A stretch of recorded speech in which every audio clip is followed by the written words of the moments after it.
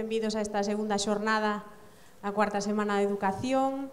Hoxe é un placer darlle a benvida a Jorge Úbeda, doutor en Filosofía e profesor tamén na Complutense en Madrid.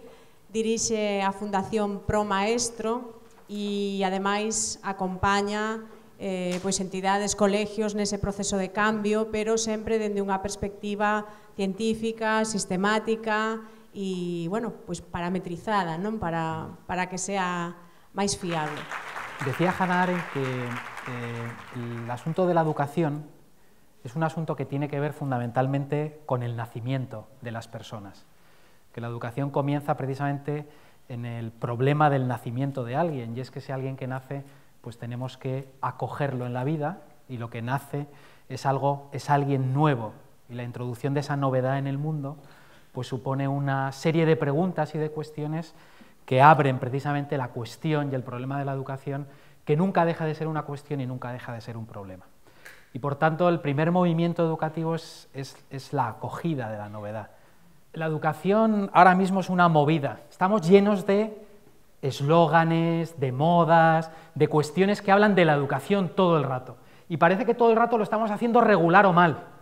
Ahora, ¿en qué consiste educar bien? ¿En qué consiste la profesión de los que educan bien, de los maestros, ¿no? A veces se dice, todo el mundo puede ser profesor, todo el mundo puede ser maestro. Hombre, no, que no.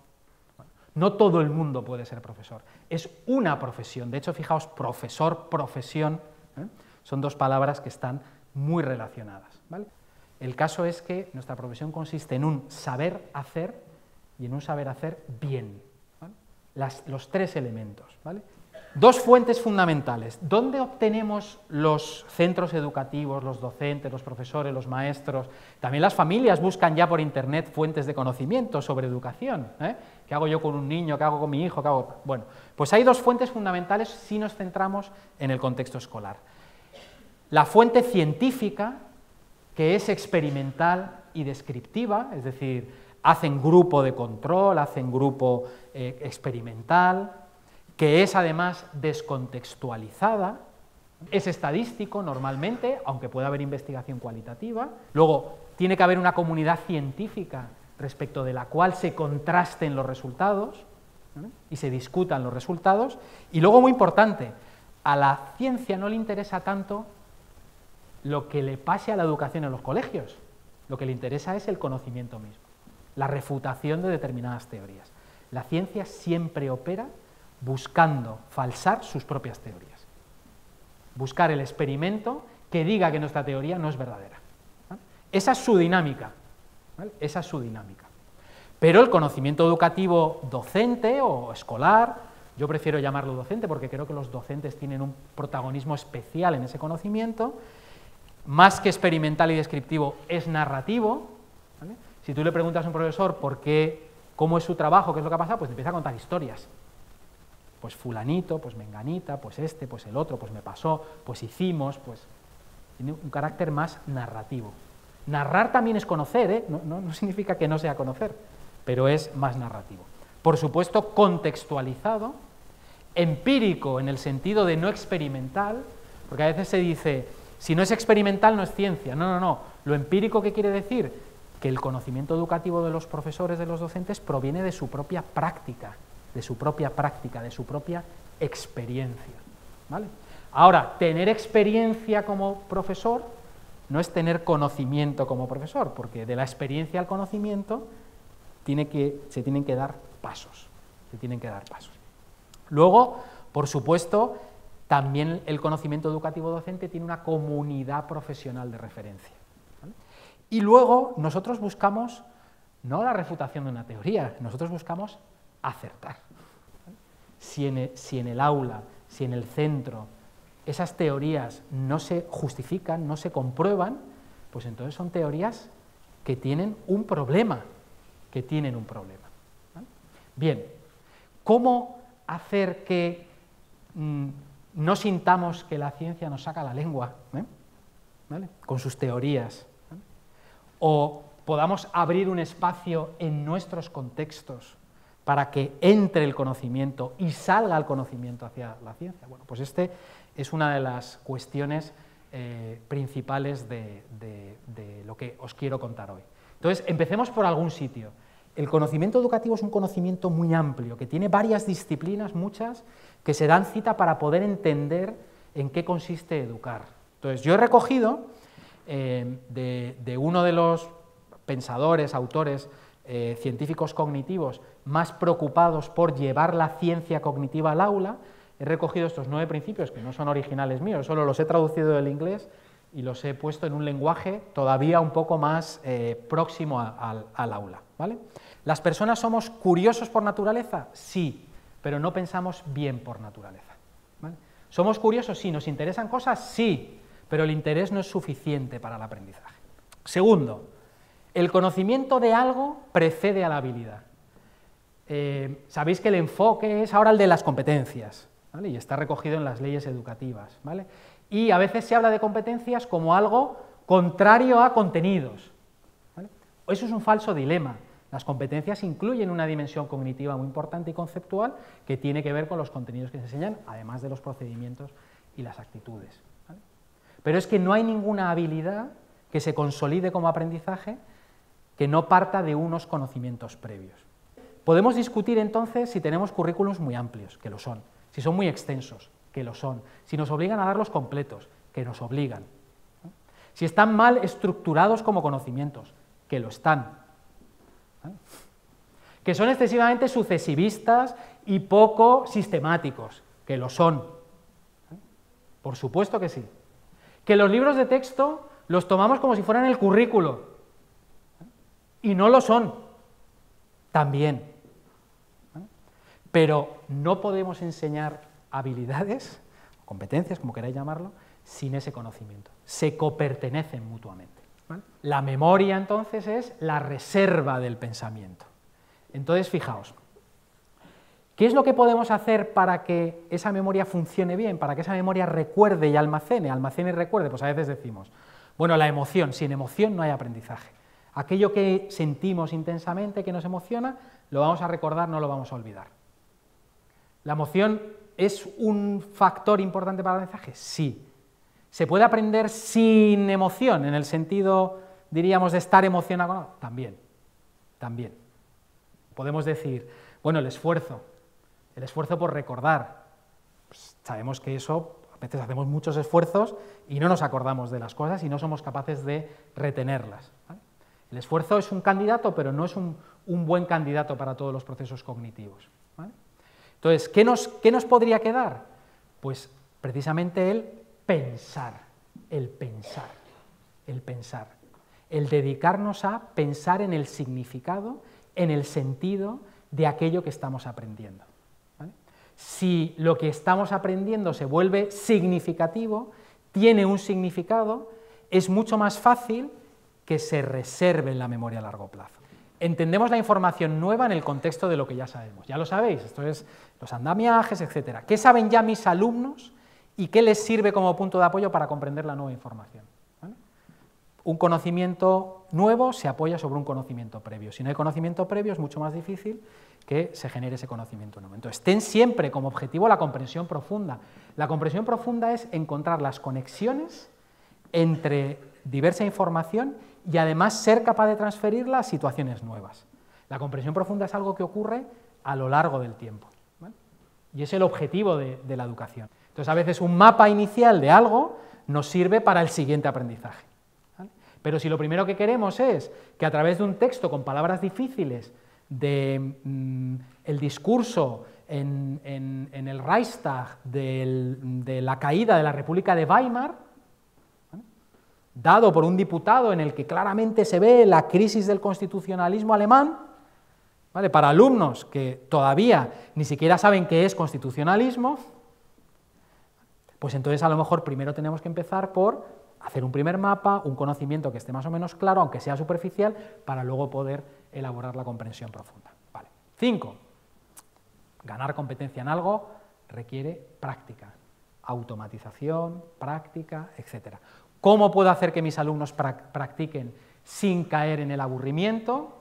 Pues la gran pregunta del profesor, ¿vale? ¿Tienen que hacer siempre lo mismo? ¿Tienen que mandarles 8 ejercicios de lo mismo en los deberes? Malos deberes, esos son malos deberes, ¿vale?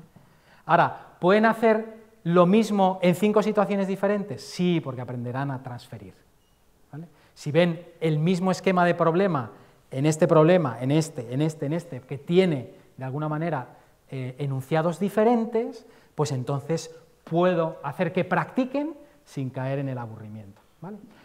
La mente humana tiende a quedarse en los detalles y a no ver los patrones, ¿vale? Entonces necesitamos practicar lo mismo en diversos contextos para ir viendo y encontrando esos patrones, ¿vale?, que nos pueden ayudar a comprender profundamente. Entonces, piensa con cuidado qué necesitan incorporar los alumnos como algo propio y practica sobre ellos el tiempo necesario, ¿vale?, el tiempo necesario.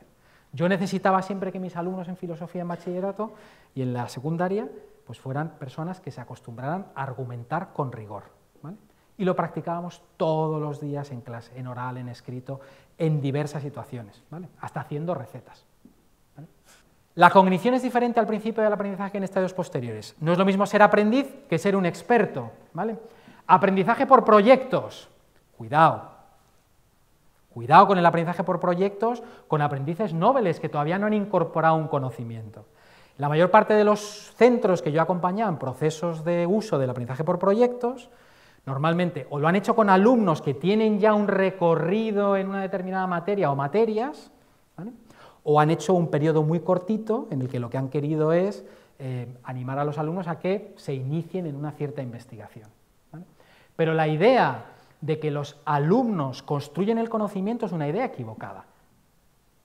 La creación de conocimiento es lo que hacen los expertos y algunos de los expertos. Crear conocimiento es una cuestión muy difícil, muy compleja, que requiere mucho conocimiento previo, que requiere el dominio de una determinada disciplina o de unas determinadas disciplinas, que requiere una práctica constante de unos determinados procedimientos, ¿vale?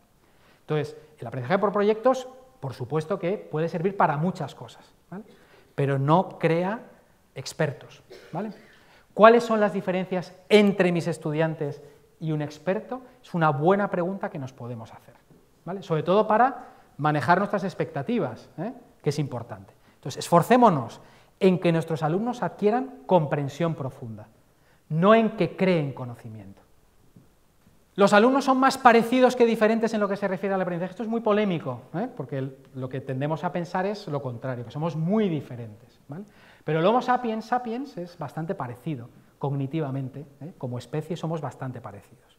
Entonces, tenemos en los últimos 40 años y hasta en los 30 últimos años, pues tanto los estilos de aprendizaje, visual, kinestésico, auditivo, como la teoría de las inteligencias múltiples, como, diríamos, modelos de comprensión de esa diferencia que todos los profesores y profesoras veis en clase.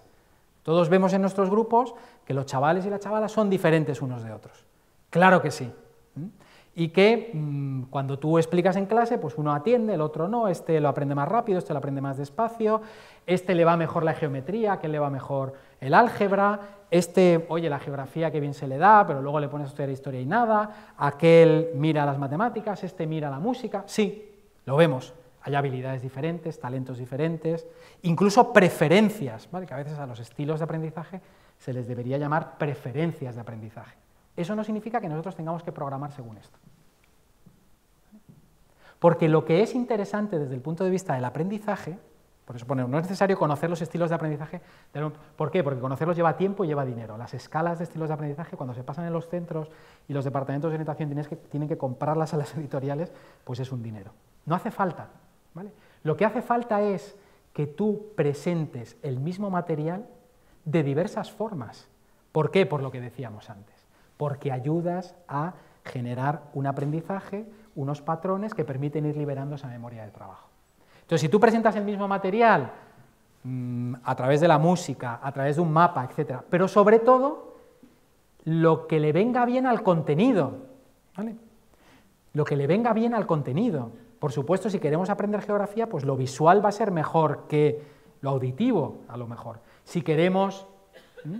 Entonces, pensar más bien eso que querer adaptarse al estilo de aprendizaje de cada uno de los alumnos, ¿vale?, que está demostrado que no tiene ningún efecto, no se aprende más ni mejor, No se aprende más y mejor. Está estudiado, de verdad, o sea, buscar las investigaciones, pero está estudiado por activa y por pasiva, que no tiene ningún efecto. Y sin embargo, sí que tiene un efecto sobre vuestra vida como docentes, que es programar, que es hacer escalas, que es estar pendiente de... ¿vale? Diseña entonces tu clase y decide la secuencia de actividades pensando en lo que tienen que aprender, y no solo en las diferencias de los estudiantes. La inteligencia se puede moldear a través del esfuerzo y la perseverancia en la tarea. Mirad, los países latinos, especialmente países europeos, tendemos a pensar que la inteligencia es un factor genético que apenas se modifica, ¿vale? Y tenemos un refrán en latín, decimos, si natura non dat, salmántica non prestat. Si la naturaleza no te da, mira, pues ya puedes ir a la Universidad de Salamanca, que si eres así, así te quedas. ¿Vale? Tenemos una idea de la inteligencia como algo prácticamente inamovible. Yo es que soy un tonto para las matemáticas, es que yo lo entendemos como un factor genético prácticamente. En muchos países orientales, China, Singapur, la India, en fin, Japón, hay una visión de la inteligencia como algo moldeable y que se moldea a través del trabajo, del esfuerzo, de la persistencia, etc. ¿Vale? Entonces la inteligencia se puede moldear, se puede moldear. Por supuesto que hay grados, pero se puede moldear a través del esfuerzo y de la perseverancia en las tareas. Por eso es muy importante saber qué creen mis alumnos sobre la inteligencia y sobre su inteligencia. ¿Vale? Y es muy importante que hablemos siempre en el aula del éxito y del fracaso en términos de esfuerzo y no de inteligencia. Pero qué listo eres, majo. No, qué bien lo has hecho. Pero mira tu esfuerzo, qué recompensa tiene. Pero mira el... ¿Vale? Fracaso. Bueno, a lo mejor tienes que intentarlo otra vez. Mira a ver qué error has cometido aquí. Mira que este paso no lo has dado bien. Dedica un tiempo más a estudiar en casa. Pero en términos de esfuerzo y no en términos de inteligencia. ¿Vale? Lo mismo que hemos dicho para los alumnos se aplica a nosotros. ¿Vale? ¿Qué aspectos de mi práctica docente funcionan bien y qué otros debería mejorar? Si quiero mejorar mi práctica, pues esto requiere más que la experiencia. ¿Vale? Nosotros nos hemos vuelto docentes expertos porque reflexionamos, observamos nuestra práctica, nos dejamos observar por otros y nos dejamos dar feedback. ¿Vale? ¿Cuántos profes de los que estáis aquí tenéis experiencia de que entre un compañero o una compañera, mire vuestra clase con criterios y con una hoja de observación, se siente con vosotros y os diga, oye, pues esto muy bien, pero esto regular? Eres una profesora muy cercana, muy próxima, con muchas ideas, tal, pero la gestión tuya del aula es un desorden total. ¿Vale? O no, mira, empiezas muy bien, pero siempre terminas atropelladamente. Y dices, la tarea del próximo día la dices cuando ya está todo el mundo levantándose y yéndose. ¿Vale? O planteas actividades muy buenas, pero en la evaluación flojeas. Y ahí a lo mejor hay un área de mejora en la que puedes seguir mejorando. ¿Vale? ¿Cuántos os grabáis en vídeo dando clase y luego os miráis a vosotros mismos? Para saber qué cosas se pueden mejorar. ¿Vale? La experiencia, como pasa en el aprendizaje de nuestros alumnos, no basta. Hay que reflexionar sobre la experiencia, observar la experiencia y luego dejar que otros ojos entren en ella. Vale. Entonces, educación basada en el conocimiento. La ciencia cognitiva nos puede ayudar a cosas. No todo, porque no todo es ciencia cognitiva. Por eso digo, amor al conocimiento sí, pero también la sabiduría del amor. Las dos cosas. ¿Vale? Los filósofos hablamos de filosofía, amor a la sabiduría. A mí me gusta hablar también de la sabiduría del amor, que es gran parte del trabajo de los docentes, también. ¿Por qué? Porque los docentes, nuestra tarea, nuestra profesión es una profesión relacional. Nos relacionamos con personas y sabemos que si no creamos un vínculo con nuestros alumnos, el aprendizaje se hace muy difícil. Y el reto que tenemos, esto es una cosa que los padres y las madres tenéis también que lograr entender de nuestra profesión, que tenemos muy poco tiempo para lograr ese vínculo. Y que además lo tenemos que lograr con alumnos en el contexto de un grupo, no con una relación individual. Pero que tenemos que hacerlo porque sabemos que si no se genera ese vínculo, el aprendizaje realmente se vuelve mucho más difícil, ¿vale? Por eso, aunque yo me he centrado en la dimensión cognitiva, que es muy importante y que yo creo que además dentro de la institución escolar lo cognitivo adquiere un protagonismo especial, porque pensad que todo eso cognitivo de conocimientos que nuestros jóvenes van a necesitar para el presente y para el futuro, ¿dónde lo van a recibir? En Google. En Google pasa lo que pasa lo que dicen en los evangelios, el efecto Mateo, ¿no? A quien tiene se le dará y a quien no tiene se le quitará hasta lo poco que tiene. Cuanto más conocimiento tienes, mejor aprovechas Google. Porque más capaz eres de seleccionar la información, porque más capaz eres de valorar la información, porque más capaz eres de saber qué es lo que vale, qué es lo que no vale, qué es falso, qué es verdadero. Eso de la posverdad es el peor concepto que nos hemos inventado el año pasado, porque es como reconocer que somos tontos. Y en vez de hablar de la mentira o de la falsedad, hablamos de la posverdad, de lo que estamos dispuestos a creernos. Estamos dispuestos a creernos cosas porque no estamos dispuestos a conocer.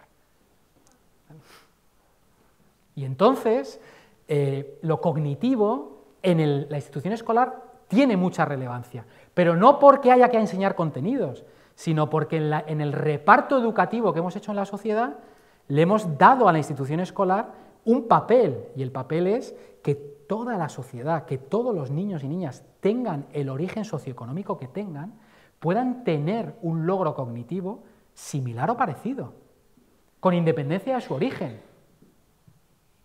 Porque en otras cosas nos cuesta mucho más intervenir socialmente. Por eso esta dimensión es importante, pero un aula es un espacio afectivo y por tanto el tema afectivo emocional es muy importante. Es un espacio relacional, ya lo hemos visto, es un espacio social, hay diferencias sociales, hay diferencias económicas, hay diferencias incluso de origen. No todos los alumnos en las aulas de los colegios en España son todos naturales de la villa, del pueblo, de la ciudad, hay inmigración, etc. Por supuesto es un espacio ético, también es un espacio de valores, de principios, de normas, etc. Y también es un espacio político, es un espacio disputado. La política tiene interés en la educación y los profesores sois su mejor herramienta. Y os veis ahí forzados a hacer este currículum, a no hacerlo, a hacer tal, a hacer cual, también tiene esa dimensión política. ¿Vale? Yo me he centrado en lo cognitivo, que creo que os podía resultar interesante. Pero esa sabiduría del amor y ese amor al conocimiento también tiene que tener en cuenta estas dimensiones. ¿Qué dicen los alumnos y las alumnas alrededor del mundo cuando hablan de sus profesores y se les pregunta en las encuestas?